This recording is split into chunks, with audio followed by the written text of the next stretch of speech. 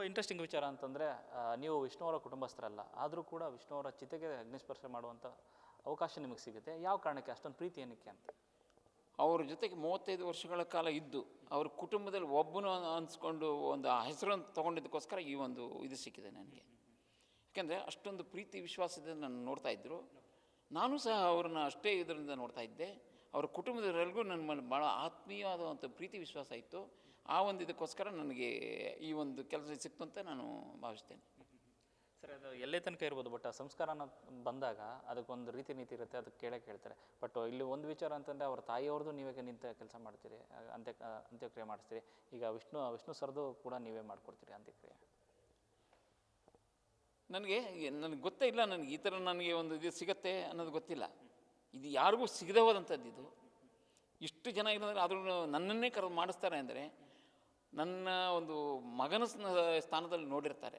ಮಗನ ಸ್ಥಾನ ಇವನೇ ಮಾಡಬೇಕು ಅನ್ನೋ ಒಂದು ಇದು ಇರುತ್ತೆ ಅವ್ರ ಮನಸ್ಸಿನಲ್ಲೂ ಇರ್ಬೋದು, ಅಂದರೆ ಆಗಿರ್ಬೋದು. ಅದು ಈ ಗೊಂದಲಗಳ ಮಧ್ಯೆ ಯಾವುದಾದ್ರೂ ನೀವು ಭಾರತೀಯಮ್ಮವ್ರ ಜೊತೆ ಮಾತನಾಡಿದ್ರಾ, ಬೇಡಮ್ಮ ಅಭಿಮಾನಿಗಳ ಜೊತೆ ನಿಲ್ಲೋಣ, ನಾವು ಅದೇ ಜಾಗನ ವಾಪಸ್ ತಗೊಳ್ಳೋಣ ಅನ್ನೋ ವಿಚಾರವಾಗಿ? ಇಲ್ಲ, ನಾನು ಅಲ್ಲಿ ಏನು ಮಾತಾಡಿಲ್ಲ, ಅವರು ನನ್ನ ಹತ್ರ ಏನು ಮಾತಾಡಿಲ್ಲ. ನಾನು ಈ ವಿಷಯವಾಗಿ ಅವ್ರು ನನ್ನ ಪಾಡಿಗೆ ನಾನು ಹೋರಾಟ ಮಾಡ್ತಾಯಿದ್ದೀನಿ ಅಷ್ಟೇ. ನಾನು ಮನೆಯವ್ರ ಬಗ್ಗೆ ಏನು ಮಾತಾಡ್ಲಿಕ್ಕೆ ಹೋಗಿಲ್ಲ. ನಾನು ಈ ವಿಷಯದಲ್ಲಿ ನಾನು ಮಾತಾಡ್ತೀನಿ, ಈ ವಿಷಯದಲ್ಲಿ ವಿರುದ್ಧವಾಗೇ ಇದ್ದೀನಿ. ನಾನು ಈ ಒಂದು ಸ್ಮಾರಕದ ವಿಷಯದಲ್ಲಿ ಏನೇ ಬಂದರೂ ನಾನು ಮಾತಾಡ್ತೀನಿ. ನಾನು ಮೈಸೂರಲ್ಲಿರುವಂಥ ಸ್ಮಾರಕ ಒಪ್ಪಲ್ಲ ನೀವು ಅದನ್ನು? ನಾನು ಒಪ್ಪೋದಿಲ್ಲ. ನಾನು ಅವತ್ತು ಹೇಳಿದ್ದೀನಿ, ನಾನು ಇವತ್ತು ಹೇಳ್ತೀನಿ, ಅವತ್ತು ಹೇಳ್ತೀನಿ. ಮೈಸೂರದ ಸ್ಮಾರಕ ಅದಕ್ಕೂ ಇದಕ್ಕೆ ಸಂಬಂಧನೇ ಇಲ್ಲ. ಇದು ಪುಣ್ಯಭೂಮಿ. ಅಗ್ನಿಸ್ಪರ್ಶವನ್ನು ಮಾಡಿರ್ತಕ್ಕಂಥದ್ದು ಅವರು ಅಗ್ನಿ ಇದು ಮಾಡಿರೋದು ಅಲ್ಲೇ, ಅದೇ ಜಾಗ. ಪುಣ್ಯಸ್ಮರಣೆ ಮಾಡಬೇಕು ಅಂತ ಅಲ್ಲೇ ಮಾಡಬೇಕು. ಅಭಿಮಾನಿಗಳಿಗೂ ಒಂದು ಶಕ್ತಿ ತುಂಬುವಂಥ ಜಾಗ ಅದು. ಆ ಜಾಗದಲ್ಲೇ ಆಗಬೇಕು. ಹಿಂದೂ ಸಂಪ್ರದಾಯ ಪ್ರಕಾರ ಬೇರೆ ಮಾಡಲಿಕ್ಕೆ ಆಗೋದಿಲ್ಲ, ಅದೇ ಜಾಗದಲ್ಲೇ ಮಾಡಬೇಕು. ಆ ಜಾಗದಲ್ಲಿ ಏನು ಒಂದು ಅಸ್ಥಿ ಏನಿದೆ ಅದನ್ನೆಲ್ಲ ಮಾಡಬೇಕಾಗುತ್ತೆ. ಇವತ್ತು ಅಸ್ಥಿ ಇಲ್ಲ ಅಂತ ಮೊನ್ನೆ ಹೇಳ್ತಾಯಿದ್ರು. ಅಸ್ಥಿ ಇಲ್ಲ, ಏನಿಲ್ಲ, ಬರಿ ಮಣ್ಣಿದೆ ಅಂತ ಹೇಳ್ತಾಯಿದ್ರು. ನಮ್ಗೆ ಅಸ್ಥಿ ಇಲ್ಲ, ಮಣ್ಣಿಲ್ಲ, ತೊಗೊಂಡೋಗ್ಲಿ ಬೇಡ, ಆ ಜಾಗದಲ್ಲಿ ಮಾಡಿದ್ದೀವಿ, ಆ ಜಾಗ ಸಾಕು ನಮಗೆ. ನಾನಿದ್ದೀನಿ, ಅಗ್ನಿಸ್ಪರ್ಶ ಅಂತ ನಾನಿದ್ದೀನಿ, ಸಾಕು. ನಾನಲ್ಲೊಂದು ಫೋಟೋ ಇಟ್ಟು ಪೂಜೆ ಮಾಡ್ತೀನಿ. ಇಲ್ಲ, ನನಗೆ ಅವ್ರು ಕೊಟ್ಟಂಥ ಒಂದು ವಾಚ್ ಇದೆ, ಇದರಲ್ಲಿ ನಾಗರಹಾವು ಪಿಕ್ಚರ್ನಲ್ಲಿ ಅವರಿಗೆ ಕೊಟ್ಟಿದ್ರಂತೆ. ಆ ವಾಚಿನಿಟ್ಟು ಪೂಜೆ ನಾನಲ್ಲಿ ಅದನ್ನು ಇಟ್ಬಿಟ್ಟು ಮಾಡ್ತೀನಿ. ನನ್ನಲ್ಲಿ ಅದು ಸಾಕು, ಆ ಶಕ್ತಿ ಇದೆ ಅದನ್ನು ನನಗೆ. ನಾನು ಅದನ್ನು ಮಾಡ್ತೀನಿ. ನನಗೆ ಆ ಜಾಗ ಸಿಕ್ಕಿದ್ರೆ ಸಾಕು, ಅದನ್ನು ತೊಗೊಂಡೋಗಲ್ಲಿ ಇಡ್ತೀನಿ. ಅವ್ರು ಇದ್ದಾರೆ ಅನ್ನೋ ಭಾವನೆಯಿಂದ ನಾನು ಅಲ್ಲಿ ಇಟ್ಟು ಮಾಡ್ತೀನಿ. ಚಿತ್ತಾಭಸ್ಮ ಇಲ್ಲ, ಅದಿಲ್ಲ, ಇದಿಲ್ಲ ಅಲ್ಲ, ನನಗೆ ಆ ಮಣ್ಣು ಚೂರು ಅಲ್ಲಿ ಇದೆಯಲ್ಲ ಅದೇ ಸಾಕು. ತೆಗೆದಾಕಿರ್ಬೋದು, ಇವಾಗ ಮನೆಯಲ್ಲೇ ಮನೆ ಇತ್ತು, ಇರೋದನ್ನು ತೆಗೆದಾಕಿದ್ದಾರೆ, ಬೇಡ. ಒಂದು ಚೂರಾರು ಇರೋದಿಲ್ಲ ಆ ಜಾಗದಲ್ಲಿ, ಆ ಜಾಗದ ಶಕ್ತಿ ನನ್ನದು ಇದೆಯಲ್ಲ, ಸಾಕು, ನಮಗೆ ಮಾಡ್ತೀವಿ. ಈಗ ದನಿಯಾತಿರುವಂಥದ್ದು ಅನಿರುದ್ಧ ಅವರು ಅಭಿಮಾನಿಗಳ ಪರವಾಗಿ ನಾನು ಇರ್ತೀನಿ, ಅಲ್ಲೇನು ಅಭಿಮಾನ ಸ್ಟುಡಿಯೋದಲ್ಲಿ ಏನು ಸ್ಮಾರಕ ಆಗುತ್ತೆ ಅಲ್ಲಿಗೆ ನಂದು ಸಪೋರ್ಟ್ ಇದೆ ಅಂತ ಈಗ ಹೇಳ್ತಾ ಇದ್ದಾರೆ. ಮೊದಲು ಹೇಳ್ಬೋದಾಗಿತ್ತಲ್ಲ, ಯಾಕೆ ಹೇಳಲಿಲ್ಲ? ಮೊದಲೆಲ್ಲಿ ಹೋಗಿದ್ರು? ನಾನಿದ್ದೀನಿ ಅಂತ ನಿಂತ್ಕೊಂಡಿದ್ದೀನಿ. ಈ ಪರಿಸ್ಥಿತಿ ಬರ್ತಾ ಇತ್ತು ಇವತ್ತು ಅಭಿಮಾನಿಗಳಿಗೆ. ಈ ಪರಿಸ್ಥಿತಿ ಅಭಿಮಾನ ಸ್ಟುಡಿಯೋದಲ್ಲಿ ಹಾಗೆ ಇರೋದು, ಸ್ಮಾರಕ ಆಗಿರೋದು. ಅವಾಗ ಅವತ್ತೇ ಹೇಳ್ಬೋದಾಗಿತ್ತಲ್ಲ, ನಾನಿದ್ದೀನಿ, ಮಾಡಿ, ನಿಮ್ಮ ಜೊತೆಗೆ ನಾನು ಇರ್ತೀನಿ, ನಾನು ಮುಂದೆ ನುಗ್ತೀನಿ, ನಾ ಅಭಿಮಾನಿಗಳ ಜೊತೆಗಿದ್ದೀನಿ ಅಂತ ಹೇಳಿಲ್ಲ. ಅಷ್ಟೇ ಹೇಳಿರೋದು, ಅಭಿಮಾನಿಗಳ ಜೊತೆಗಿದ್ದೀನಿ ಅಂತ ಬಿಟ್ಟೆ. ನಡೀರಿ, ಬನ್ನಿ ಹೋರಾಟ ಮಾಡೋಣ ಅಂತ ಏನು ಹೇಳಿಲ್ವಲ್ಲ. ಬರೀ ನಡೀರಿ, ನಾಳೆನೇ ಹೋಗೋಣ, ಹೋರಾಟ ಮಾಡೋದ್ರ ಇದು ವಿರುದ್ಧವಾಗಿ ಅಂತ ಹೇಳ್ಬೋದಾಗಿತ್ತಲ್ಲ, ಹೇಳಿ. ಅಭಿಮಾನಿಗಳಿಗೆ ಇದ್ದೀನಿ ಅಂತ ಹೇಳಿದ್ರೆ ಸಾಲದು, ಒಂದು ಹೋರಾಟ ಮಾಡಬೇಕು. ಆ ಜಾಗ ಬೇಕು ನಮಗೆ ಅನ್ನೋದನ್ನು ಕೂತ್ಕೋಬೇಕಲ್ಲ ಹೋಗಿ. ಇವತ್ತು ಕೂತ್ಕೊಳ್ಳಿ ಹೋಗಿ, ನಮಗೆ ಬೇಕು ಜಾಗ ಅಂತ.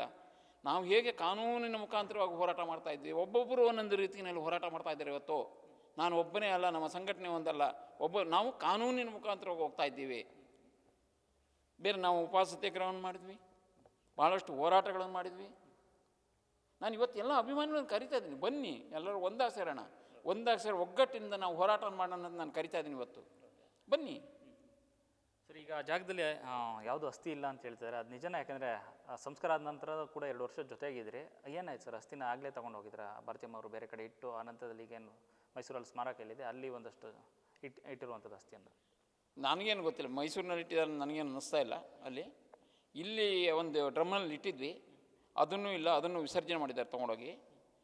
ಇಲ್ಲಿ ಏನೂ ಇಲ್ಲ. ಇವಾಗ ಇಲ್ಲಿರೋದು ಅದು ಅಷ್ಟೇ, ನಾನು ಹೇಳಿದ್ನಲ್ಲ ನಿಮಗೆ, ಅಷ್ಟೇ, ಅದೇ ಸಾಕು ನಮಗೆ, ಬೇರೆ ಇನ್ನೇನು ಬೇಡ ನನಗೆ.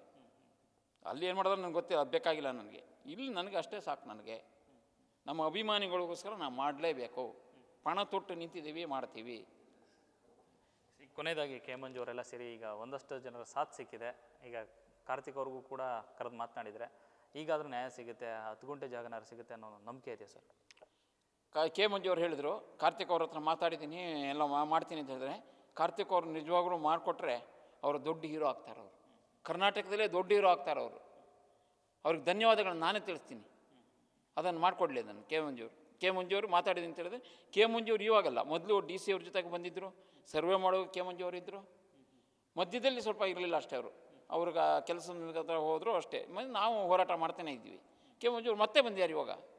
ಕೆ ಮಂಜುವ್ರು ನಿಮ್ಮ ಜೊತೆಗೆ ನಿಂತಿದ್ದೀನಿ. ಅವರು ಕಾನೂನು ಹೋರಾಟ ಮಾಡಲಿಕ್ಕೆ ಸುಪ್ರೀಂ ಕೋರ್ಟ್ಗೆ ಹೋಗಿ ಕೂಡ ರೆಡಿಯಾಗಿದ್ದಾರೆ ಇವತ್ತು. ಮಾಡೋಣ ಬಿಡಿ, ಎಲ್ಲರೂ ಸಾಥ್ ಸಿಗ್ತಾ ಇದ್ದೇವೆ ನಮಗೆ, ಮಾಡ್ತೀವಿ. ಎಸ್ ಇದಿಷ್ಟು ಶ್ರೀಧರ್ ಅವರ ಮಾತು. ಕ್ಯಾಮ್ರಾ ಪರ್ಸನ್ ಹನುಮಂತ ಜೊತೆ ಲೋಕೇಶ್ ನ್ಯೂಸ್ ಫಸ್ಟ್, ಬೆಂಗಳೂರು.